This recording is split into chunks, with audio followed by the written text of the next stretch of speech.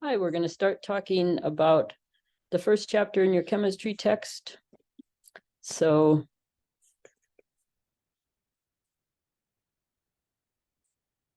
this is just the cover of the text. If you have the hard copy, you can also use it electronically. So these lectures or discussions of the topics in the chapters aren't meant to replace doing problems or coming to class. It's only meant to replace reading if you find reading takes too long. And often on the block plan, there just really isn't enough time to do everything perfectly. So you might find it easier to listen to me go through the slides so that when you come to class, you have some idea what we're talking about. Or you might find it better to read, just really depends on who you are. You could read and listen, but this is an option. So I'm just making these lectures so that you have an option if you would rather listen than read. So our textbook is called Atoms First, and that just means the sequence in which we do things is that we're going to talk about atoms and molecules before we talk about chemical reactions, which from my point of view makes more sense. So atoms first just means that it's the order in which we're going to do the material. So this is just the sections of the chapter, and I'll go through each of them. So what is chemistry? What are phases? How do we classify matter? Different properties and how they change? What kind of measurements you can take? And then how well you know a measurement, which is uncertainty, accuracy, and precision. And then some introduction into how you do unit conversions. So we can think about the fact that chemistry is everywhere, and that's all the chemistry in context is trying to remind you that everything you do involves an interaction with chemistry. So whether it's the caffeine in your coffee or the soap that cleans your hand, all of it's part of the study of chemistry. So our first section here on the chemistry in context is really to think about an outline of the historical development, some examples, describe the scientific method, think about the difference between hypotheses, theories, and laws, and provide examples, what are called macroscopic, microscopic, and symbolic domains. So a lot of this I want you to realize is information that you're going to use and become familiar with and understand over the block. And so as I go through it, a lot of it you won't be asked to know at this point, but it's important to start reading and thinking about the words and the ideas in chemistry, even if they're things that you're going to learn about over the block. So we're going to talk about the study of composition, properties, and interactions of matter. So it's been around for about 2,500 years. This just shows you a picture of what were called alchemists. So people who did chemistry, but not really with the same scientific method. So it was more, I mix these two things and this happens, not any understanding of why. So chemistry is interconnected to a vast array of other STEM disciplines. So a lot of you are taking this course because you're going to major in OBE or MB or environmental science or geology. And so we want to make sure that we try hard to always recognize what those connections are to help you stay connected to why chemistry is important. So this is just a visual of that, and it makes a lot of sense that chemistry is in the middle and you can connect it to almost anything, well, pretty much anything. So examples of chemistry in everyday life, you can think of lots of them, but when you digest your food, when you burn gasoline in your car, they're all just examples, like I've already mentioned, of ways chemistry is part of your life. You are chemistry, so all matter is chemistry. So as you go through this course, you're going to discover different examples of changes in the composition and structure of matter. That's chemical change, how to classify these changes in matter and how they occur, and the changes in energy that accompany these changes. So as we go through the class, we'll think about both these chemical changes and physical changes, and we'll think about what that means. Chemistry is a science based on observation and experimentation. So we'll do several experiments and you will look at observations and take experimental measurements after you've formulated a hypothesis and a question. And the laws of science summarize a vast number of experimental observations and describe or predict some facet of the natural world. So if you do experiments over and over again on of a similar type, you can start to understand how nature works. So what reactions might always react in this way, what reactions are fast, what reactions are slow. So you can start to think about summarizing those experiments into laws. Theory is a well-substantiated, comprehensive, testable explanation of a particular aspect of nature.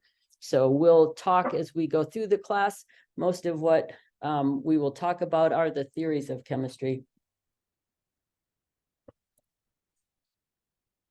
So chemists study and describe the behavior of matter and energy in different domains. So it's important to think, we talk about the macroscopic domain. So that's like if you have a sample of water, it's in your beaker and you're about ready to drink it. It's a macroscopic system that you can see. And then we have on the microscopic level, each of those individual water molecules that we'll talk about as we go through the course. Things that you can't see, they're very small, but they're also part of what we want to understand. And then we often use symbols. So the symbolic domain is, I might represent a water molecule as an HOH.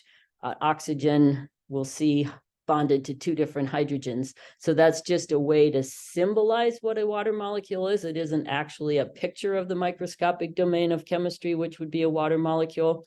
So we'll try to differentiate each of those domains as we try to understand chemistry. So this is just a picture that helps you think about the scientific method.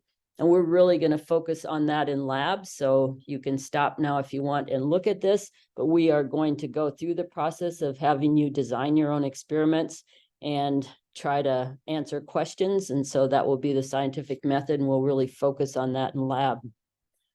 This is a picture just looking at the macro and microscopic domains in the symbolic. So if you think about water, it can be ice and it can be liquid. So it can be solid and liquid.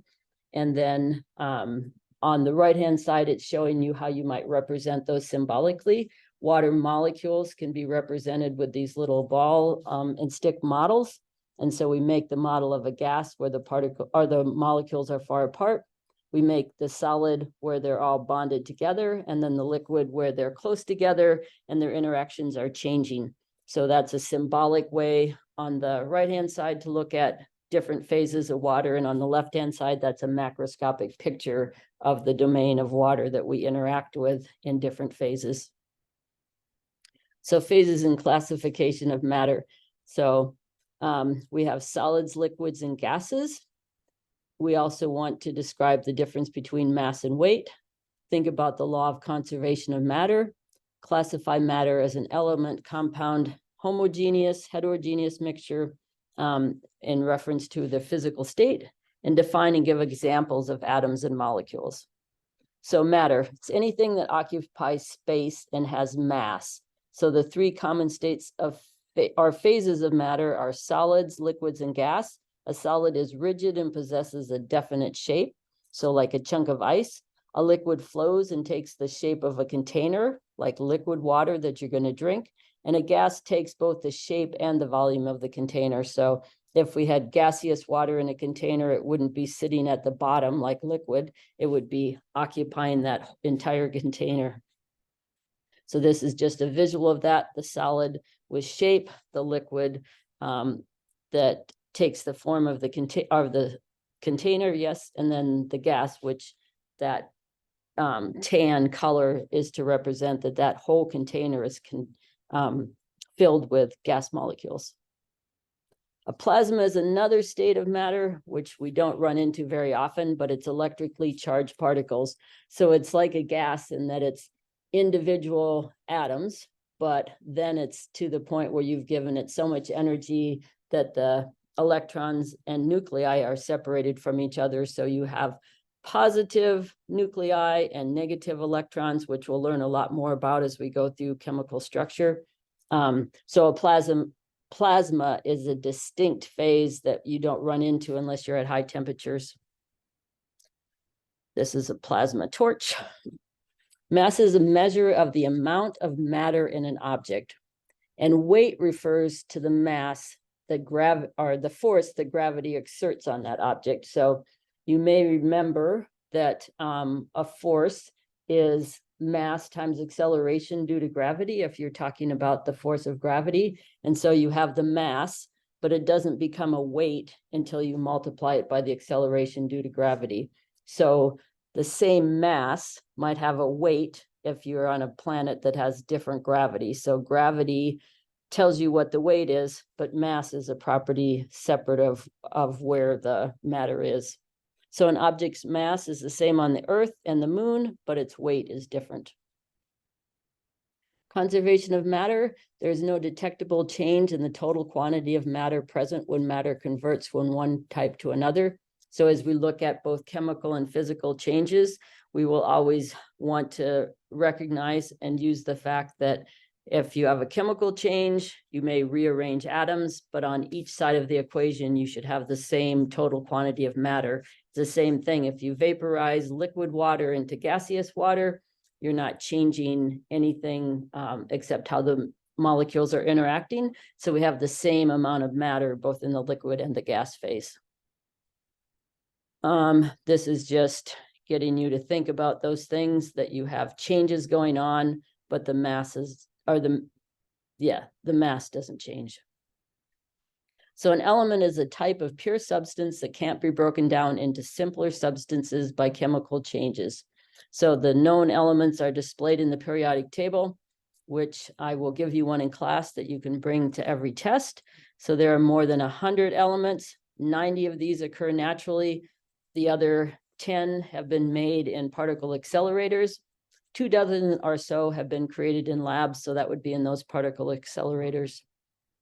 So pure substances have constant composition. So if you have an element, a pure substance that can't be broken down into simpler substances by chemical changes, consists of one type of element. So if you have gold, it's all gold. If you have phosphorus, it's all phosphorus. And what's in parentheses are just the symbols for those different elements, which we'll talk about when we look at the periodic table. So pure substances that can be broken down into simpler substances by chemical changes are called compounds. So they're things that are made up of two or more elements. So we've already talked about water, H2O. That means you have two atoms of the hydrogen element and one atom of oxygen, and they're combined together to make water. So that's a new compound. And the properties of compounds are different from the uncombined elements making up the compound. So we know, for example, that the oxygen in water may have come from the oxygen in the air, and they have very different properties. This just shows you a reaction of decomposition. So thinking about those different properties after a chemical reaction takes place. So a mixture is composed of two or more types of matter that can be present in varying amounts and can be separated by physical changes. So evaporation is an example of a physical change. And there are two types of mixtures, homogeneous mixtures and heterogeneous mixtures. So a homogeneous mixture exhibits a uniform composition and appears visually the same throughout. So a homogeneous mixture is also called a solution, which we'll deal with a lot in lab. A heterogeneous mixture has a composition that varies from point to point. So that might be something more like milk or what other things? Maybe oil and water mixed together. So it's a mixture, but their composition varies from point to point. So it's not a solution. So oil and water, heterogeneous mixture. Gatorade, homogeneous mixture. You can think about those. So depending on its properties, a given substance can be classified as a homogeneous mixture, a heterogeneous mixture, a compound, or an element. So you can stop and take a look at this flow chart. It makes a lot of sense based on the other slides that we just went through. So an atom is the smallest particle of an element that has the properties of that element and can enter into a chemical combination. So this gives a little history of how we've learned about atoms. A molecule consists of two or more atoms connected by strong forces known as chemical bonds. So this is a picture of gold on the left, a chunk of gold, and on the right, a scanning tunneling microscope looking at gold to see those individual atoms in there.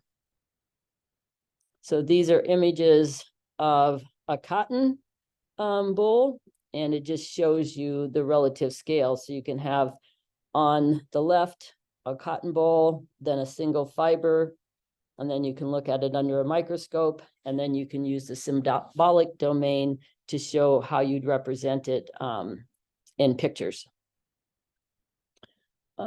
These are just showing you some of those same ideas. So you have molecules. For example, when you think about the oxygen and air, the second one from the left is showing you that oxygen and air is not single atoms of oxygen. It's two oxygen atoms connected together. So it's called diatomic oxygen. So this just gives you some pictures, some symbolic ways to look at some of the molecules that you might be familiar with. And this is similar in that it's showing you can have a chemical reaction where you start with the symbolic representation of water. So H2O, a red ball with two white balls hooked to it.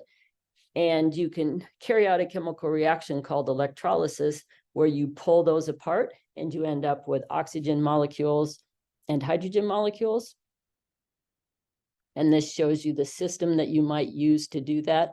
If you take Chem 108, you'll learn more about this, which is called a fuel cell. But it's really just a way to carry out a chemical reaction of this type. This is just showing you that a lot of things that you interact with have a lot of different elements in them. So cell phones have a lot of naturally occurring elements in them. That's why they have a pretty large environmental impact because of all the mining of those different elements. So physical and chemical properties. Identify the properties and changes in matter as physical or chemical is one of our goals, and define then those properties as either extensive or intensive. So the characteristics that enable us to distinguish one substance from another are called properties. A physical property is a characteristic of matter that is not associated with a change in its chemical composition. So it would be something like you boil water and it goes from the liquid phase to the gaseous phase. But in both of those phases, you have the water molecule, you have H2O. So you haven't changed the chemical property, you've just changed what phase it's in. And a physical change is a change in the property or state of matter without any accompanied change in its chemical composition, which is just what I said. So this is showing you can melt butter, so it goes from a solid to a liquid. And same thing on the right-hand side, you can boil water and it goes from liquid to vapor. So the change of one type of matter into another is a chemical property. So flammability, toxicity, acidity, reactivity, and the heat of combustion, all of those are processes where you're changing the chemistry. So if you talk about the heat of combustion, it's the energy that's released when, for example, you take a molecule of gasoline, which is octane, and you react it with oxygen to make CO2 and water. So after that process of combustion, you no longer have octane and oxygen, you have carbon dioxide and water. These are some examples, pictures of chemical reactions. So iron rusting is a chemical reaction. And these are just more, if you want to stop and look at them, they're showing you some common chemical reactions that you run into in your everyday life. And this is giving you a little information on how we let people know the dangers of working with chemicals.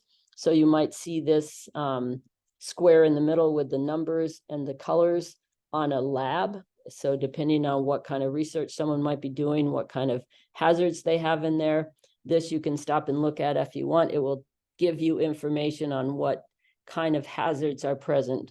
This is really important, like for fire departments. They came into Barnes or Olin and there was a fire, they don't want to just run into any lab not knowing what kind of danger is in that lab in terms of what might be burning, what might be explosive, what might have really toxic products when it burns. So these are really important health hazard information placards to have on doors.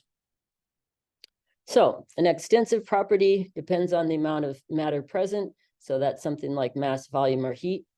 An intensive property doesn't. So that's something like density and temperature. So we'll talk about those. This is the periodic table, which I will give you one in class that you can write on and try to organize information. Periodic table is really a way to organize information. It's not something to memorize. So Mendeleev created it based on looking at how elements had similar properties, and that allowed him to put it into this table, which when we learn about atomic structure, we'll learn a lot more about why the periodic table looks the way it does. So now we're going to end our look at this chapter into the idea of measurements. So what kind of measurements can we take? What are the basic parts of a quantity? Describe the properties of length, mass, volume, so you can measure different things, and perform basic unit calculations and conversions in different unit systems. So every measurement provides three kinds of information: the size of the measurement, which is a number, a standard of comparison for that measurement, which is a unit, and an indication of the uncertainty in that measurement. So every time you take a measurement, it's meaningless if it doesn't have a unit on it. And it's also misleading if you don't understand how well you know that number. So do you know that number out to the tenths of a gram or the hundredths of a gram when you're taking a mass on a balance? We need to know all three of these things. So without units, a number is meaningless or confusing. In chemistry, we use an updated version of the metric system known as the internal system of units, which we just call SI. And we've used that since 1964. So we'll understand what our SI units. Yeah, so this is just showing you what the SI units are. So for length, mass, time, there are standard units you would pick. So milligram, kilogram, second, temperature in Kelvin, electric current in amps, amount of quantity in moles, and the luminosity, which is like the brightness of a candle or a light bulb, is CD, candela. And each of those you can add a prefix to. So if you have 10 to the minus 15 meters, you'd call it a femtometer. If you have 10 to the minus 12 liters, you'd have a picoliter. So we can add any of these prefixes based on what order of magnitude our numbers have. And this is when you have larger numbers. So kilo is 10 to the third, mega. So these all would be given to you on a test. You don't have to memorize them. I don't think I'm going to go through each of these on measuring length, mass, and other properties, because I think we'll have plenty of examples, but this just starts out by saying we have length, we measure SI units meter, and then you can talk about some things to think about, what a meter means, how big it is. And this is just showing you a picture of that. And then mass, the same thing, it has a kilogram, giving you some idea of how big a kilogram is. And this is a picture of the kilogram, which is at NIST, the National Institute of Standards and Technology, where we actually have this quantity, which is our standard kilogram. Then Kelvin will be our standard temperature. Time is standard SI units of seconds. So we can derive a lot of units from SI units. So we can look at volume and think about having meters cubed, decimeters cubed, centimeters cubed. So each of those is just a different volume. So if you think about it, a volume has to have three sides. So if you have meters times meters to have an area and multiply it by the height in meters. You'd be working in the units of meters cubed, but you could also be doing that in decimeters cubed or centimeters cubed. So the density is one of these derived units. It's mass over volume, and we're going to deal with density in lab. It would have units standard of kilograms per meters cubed.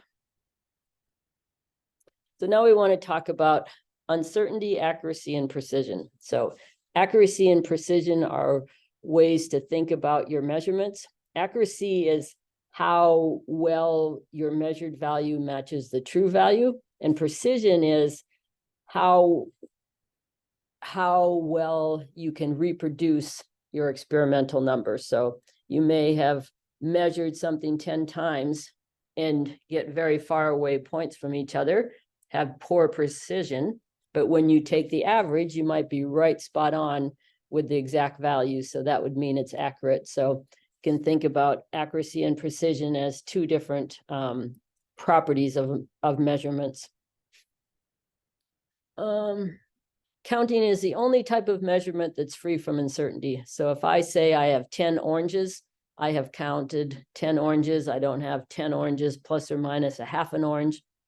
So that's an exact number. An exact number also is some of our conversion factors, like a foot is exactly 12 inches, an inch is exactly 2.54 centimeters.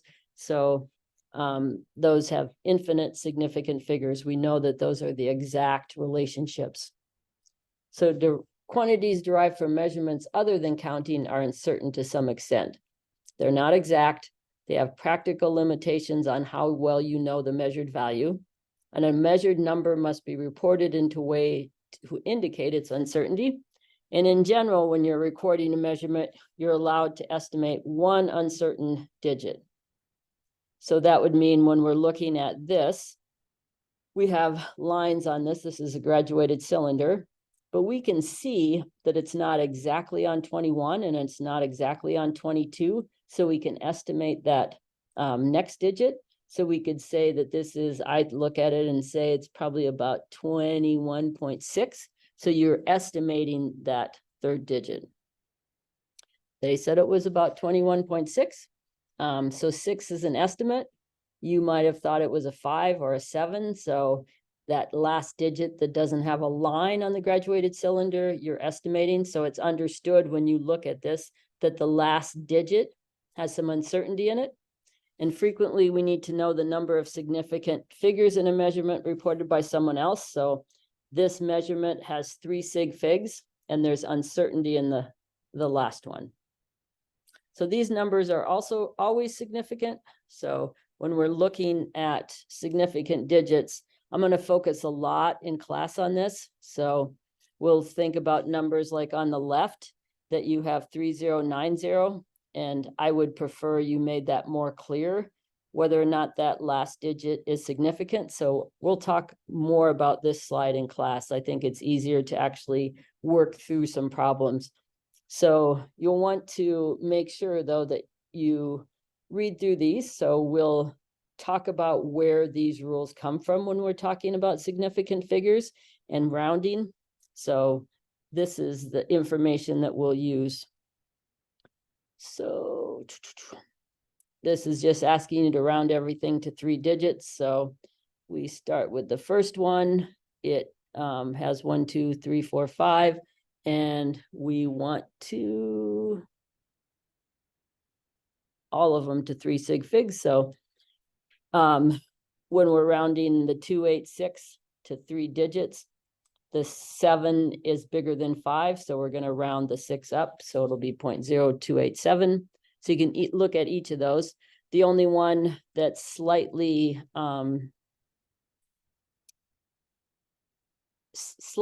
you have to think about is the last one. If it's 92.85 and you want to round it to 3 sig figs, do I round up to 9 or do I leave it at 8? And the rule is we want to keep the number that we retain even. So if it's 5 and you're exactly halfway between 8 and 9, you'll round it to an 8. And by rounding it always to the even seems subjective, but that means that Sometimes you'll go up and sometimes you'll go down, and so it should balance out. This is just a picture of how you might measure volume. Another one. And so this is what I've already mentioned, that a measurement is said to be precise if it yields very similar results when repeated in the same manner. And it's considered accurate if it yields a result that is very close to the true or accepted value.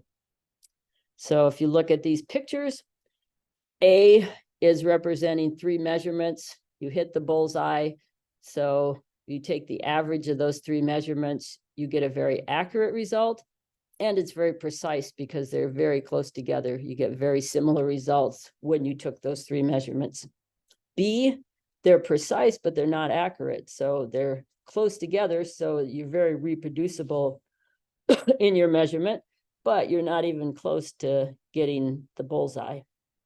And then not accurate and not precise would be the far right, where you're far from, if you took the average of those, hitting the bullseye, and they're not very close together. So they're not very close together, so they're not precise, and you're not close to the bullseye when you take the average, so it's not accurate.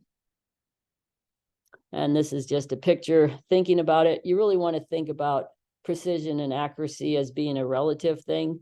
So which is the most accurate and the most precise? If we know that the dispenser should be giving 296 megaliters, then we want the average to give you about 296. So the column on the far left is not accurate because it wouldn't give an average of 296.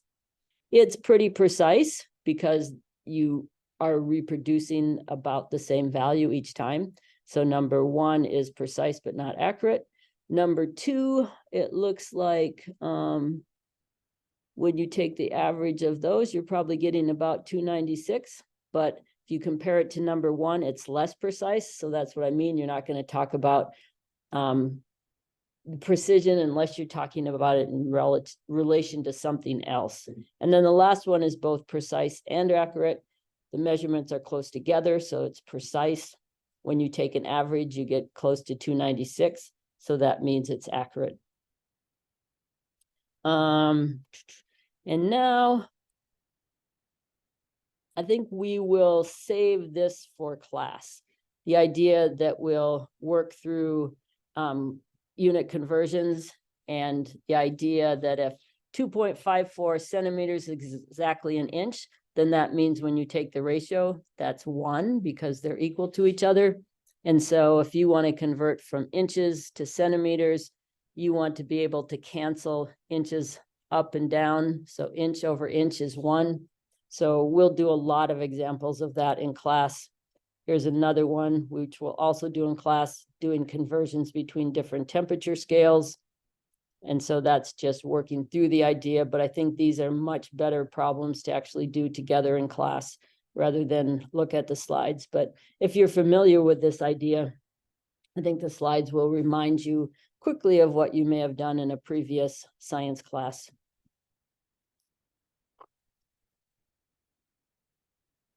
And that is all of chapter 1.